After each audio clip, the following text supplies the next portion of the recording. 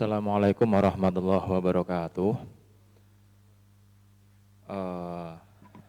Pada pertemuan kali ini, saya yang menggantikan Pak Eko, karena kemarin kalian sudah bersama dengan Pak Eko dan dijelaskan mengenai teks laporan hasil percobaan, dan melanjutkan dari pembelajaran Pak Eko kemarin, maka dari itu untuk pertemuan kali ini saya akan menjelaskan mengenai struktur teks laporan percobaan dan kaidah kebahasaannya.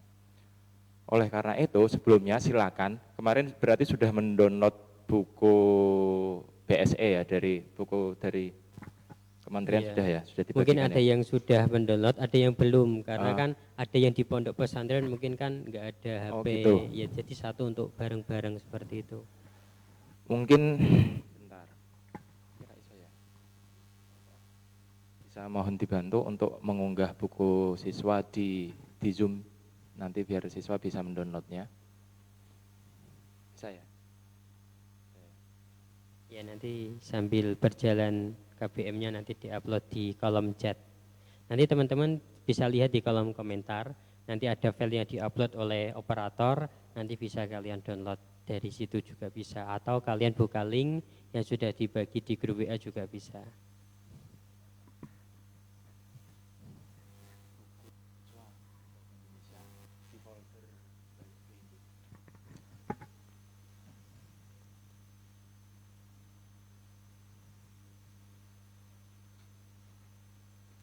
Nah, mari kita buka langsung saja. Kemarin Pak Eko sudah menjelaskan mengenai apa sih yang namanya teks laporan hasil percobaan. Dan sekali lagi saya tekankan, teks laporan hasil percobaan ini sangat penting karena nanti ketika kalian masuk ke MA atau ke kuliah, itu pasti membuat seperti makalah dan susunannya hampir seperti ini. Hampir mirip dengan seperti ini. Oleh karena itu mohon benar-benar bisa diperhatikan. Kalau tidak nanti kalian seperti saya, waktu kuliah diminta untuk membuat makalah dan saya bingung, ini makalah itu bagaimana sih? Dan itu benar, ini Jadi benar-benar saya alami. pada intinya pelajaran bahasa Indonesia itu berkelanjutan Pak ya. Ya, berkelanjutan.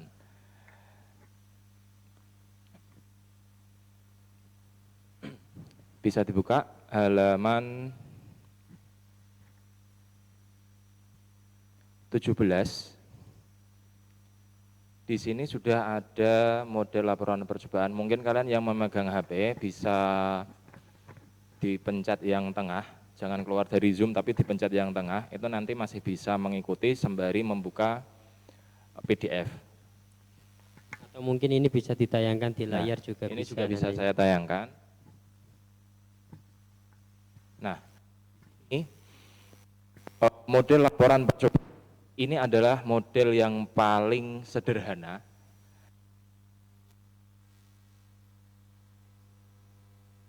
Nah, IPA kalau di sini Pak. Iya. ada biologi ya. Ada jaringan silem, Ada follem itu di flow, tumbuhan. FM. Nah, tujuannya teks laporan itu yang pertama biasanya ada latar belakang. Cuma yang ini karena langsung, mungkin memang yang paling sederhana, langsung ada tujuan. Biasanya ada latar belakang. Nah, latar belakang ini mungkin bisa dicatat. Bisa dicatat bahwa teks laporan percobaan itu sebenarnya ada 3 inti. Yang pertama pembuka, isi, dan penutup. Tidak hanya teks laporan percobaan, tetapi semua teks dalam bahasa Indonesia. Teks ini yang banyak ya, yang memang satu judul sampai selesai, itu namanya teks. Pasti ada pembuka, isi, dan penutup.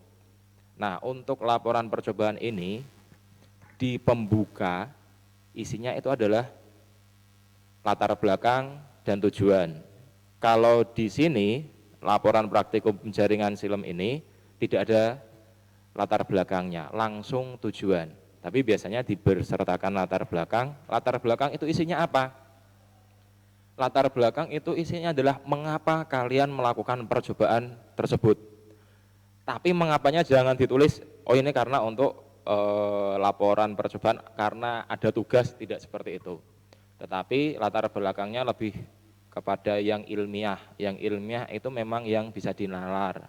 Contoh, di sini laporan praktikum jaringan silem, mungkin kalian bisa memberikan jaringan silem itu apa, terus nanti mengapa sih saya kok meneliti jaringan silem ini. Itu di latar belakang. Baru latar belakang nanti turun ke tujuan untuk mengetahui jaringan silem pada tumbuhan. Tadi kan latar belakang, mengapa itu melakukan penelitian. Setelah itu tujuannya, tujuan dari penelitian itu apa? Tujuannya untuk mengetahui jaringan silem. Nah itu pada ini, pada pembuka. Lalu kalau isinya apa Pak? Kajian teori, bisa kalian lihat. Kajian teori ini apa? Ya yang namanya isinya mengenai hal-hal yang mengenai apa yang kalian teliti. Ini teorinya adalah jaringan silem, teorinya dengan kompleks. Berbeda, coba kalau kita melakukan pendekatan ketika kita di kelas. Banyak teman kalian yang biasanya tidur di kelas. Nah, itu bisa kalian teliti. Nelitinya bagaimana? Mengapa mereka tidur? Atau kalau ini percobaan, berarti ada uji coba. Siswa kalian mengelompokkan, oh ini siswa yang disuruh tidur pukul 9 malam tepat harus sudah tidur. Nanti ada juga siswa yang ya terserah tidurnya pukul berapapun itu terserah misal. Nanti ketika di madrasah, ketika pelajaran, apakah siswa yang tidurnya jam 9 ini masih tetap tidur di kelas, masih ngantuk atau tidak? Itu nanti bisa diberikan percobaan, melakukan yang namanya percobaan itu memberikan perlakuan khusus. Contoh, kalian membuat telur asin. Ada yang tahu cara pembuatan telur asin? Telur asin itu kan kalau bebek, telur keluar dari bebek itu kan belum asin, masih anyep dan belum asin lah. Nah ini yang satu diberi perlakuan, biasanya itu dibungkus dengan abu yang diberi uyah Pak ya. Abu yang diberi uyah, diberi garam, terus terus dengan abu tersebut atau kadang ada yang tanah atau dikasih batu bata yang halus, itu nanti didiamkan beberapa hari. Nah nyatanya pada perlakuan telur ini yang diberi garam tadi, yang diselimuti garam tadi ternyata rasanya berubah menjadi asin. Ini yang dinamakan suatu percobaan. Jadi yang satu diberi perlakuan, sedangkan yang satu tidak diberi perlakuan. Itu mudahnya seperti itu. Kalau telur, kajian teorinya otomatis membahas mengenai telur. Apa itu telur?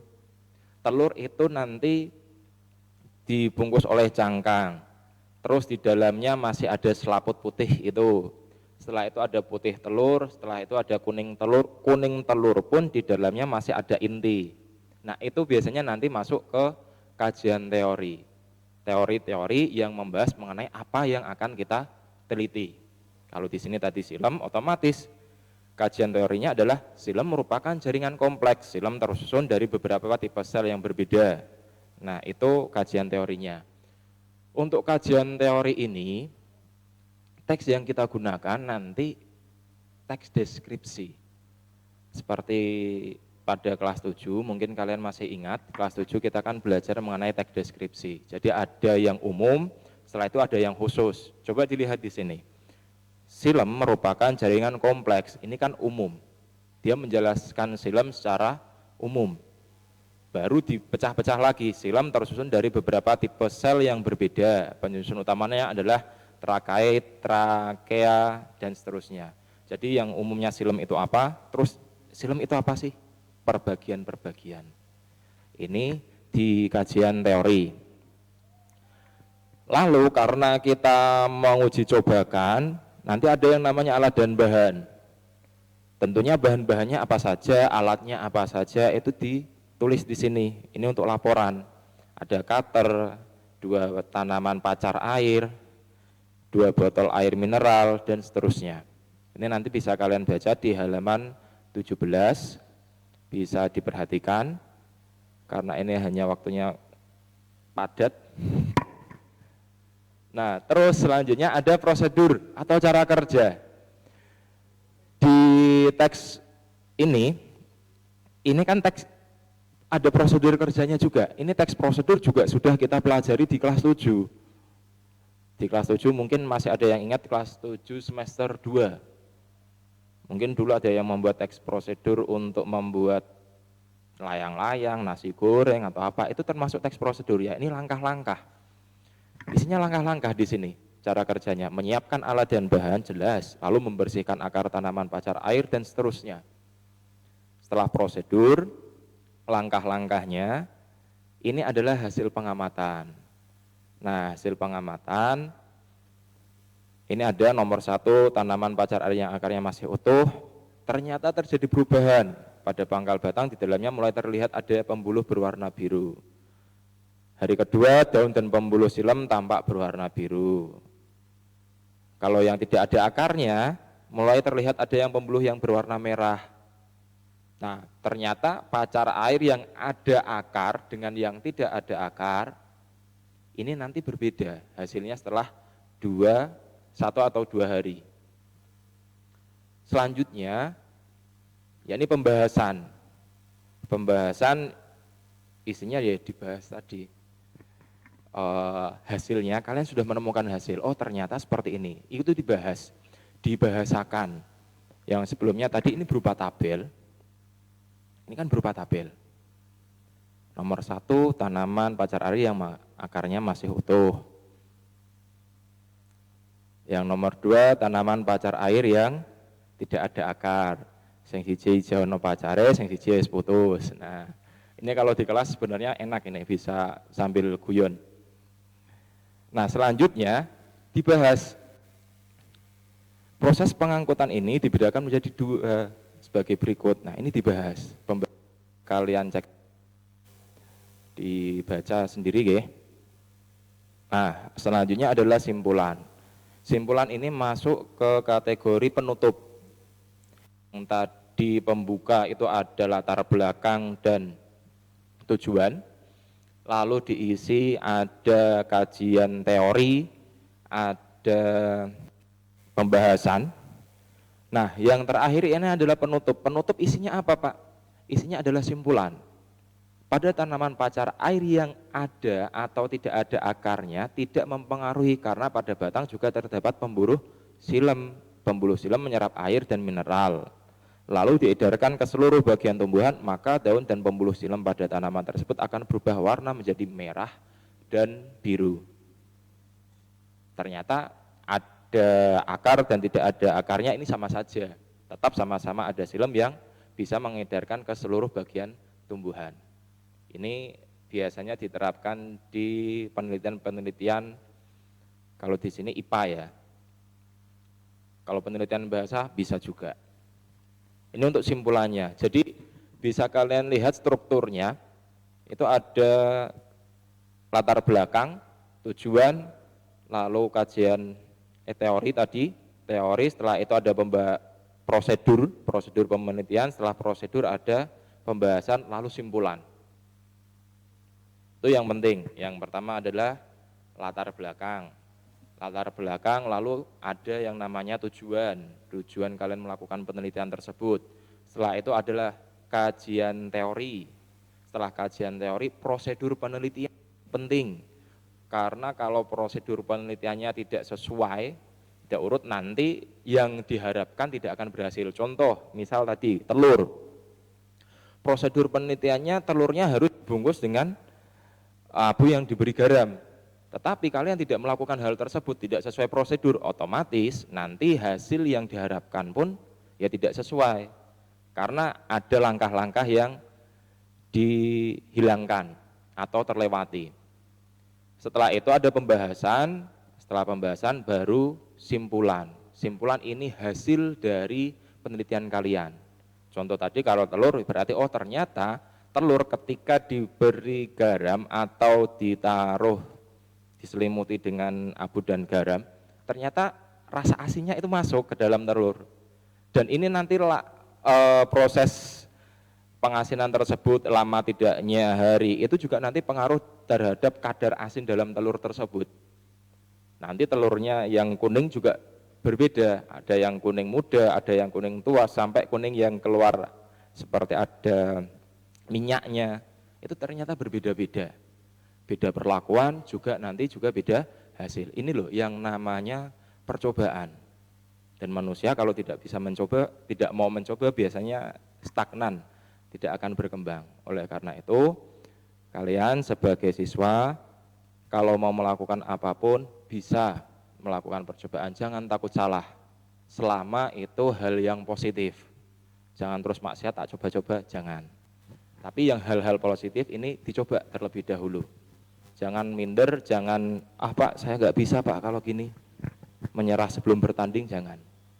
Harus bisa mencoba terlebih dahulu, gagal, coba lagi, gagal, coba lagi, gagal, coba lagi sampai kalian. Nah ternyata di sini, struktur dan ciri kebahasaannya, strukturnya tadi sudah saya jelaskan. Lalu selanjutnya, ciri kebahasaan dari teks laporan ini bagaimana sih? Ada yang khusus memang. Bahasa teks laporan, menggunakan kata tugas, hubungan logis. Masih ingat? Ada berapa jenis kata? Ada kata kerja, kata benda, kata number alia itu kata nomor ya, penomoran, terus ada kata sifat. Nah, ini kata tugas. Contohnya seperti ketika, maka. Nah, nomor 2 kata tugas digunakan untuk menjaga tulisan koheren. Koheren ini maksudnya bagaimana? Koheren ini ada keterkaitan antara satu dengan yang lain. Contoh kalian tadi awal membahas telur asin, tiba-tiba di tengah-tengah masuk ke silem, kan nggak nyambung. Koheren ini suatu apa ya? Suatu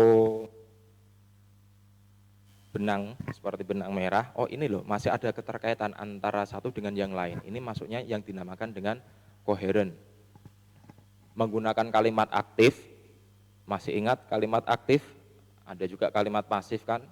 Kalau kalimat aktif itu mudahnya kata kerjanya menggunakan imbuhan me. Contoh, adik menyapu halaman.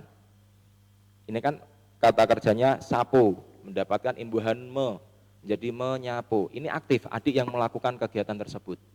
Tetapi kalau pasif, dibalik, halaman disapu oleh adik. Jadi kata kerjanya imbuhannya di, bukan me. Mudahnya seperti itu. Meskipun ada cara-cara sendiri nanti, tetapi yang pasti kalimat aktif itu kata kerjanya menggunakan imbuhan me. Nomor 4, menggunakan kata kerja aktif tadi, menyapu, menulis untuk menggambarkan proses. Ini tadi kan ada prosedurnya, ada tahapan-tahapannya. Otomatis tahapan-tahapan tersebut ada kata kerja. Contoh, potonglah. Nah ini kata kerja tetapi lebih ke kalimat perintah, potonglah.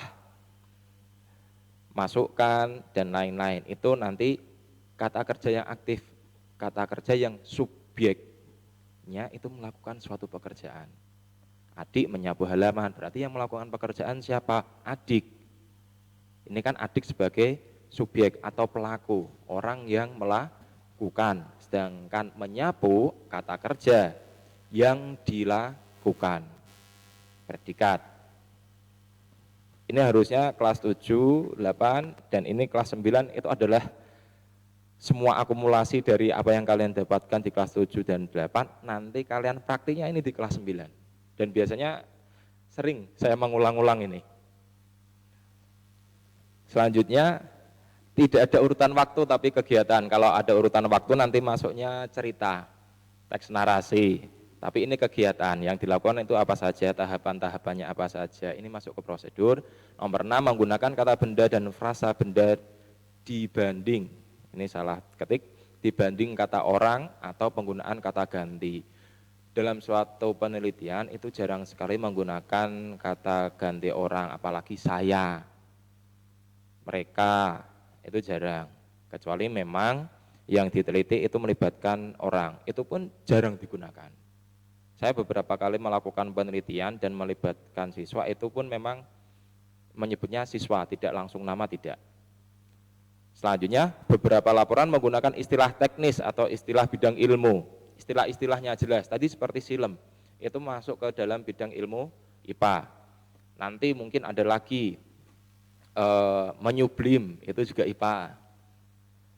Jadi bergantung apa yang kalian teliti, itu nanti pasti biasanya menggunakan istilah-istilah teknis dalam bidang ilmu tersebut.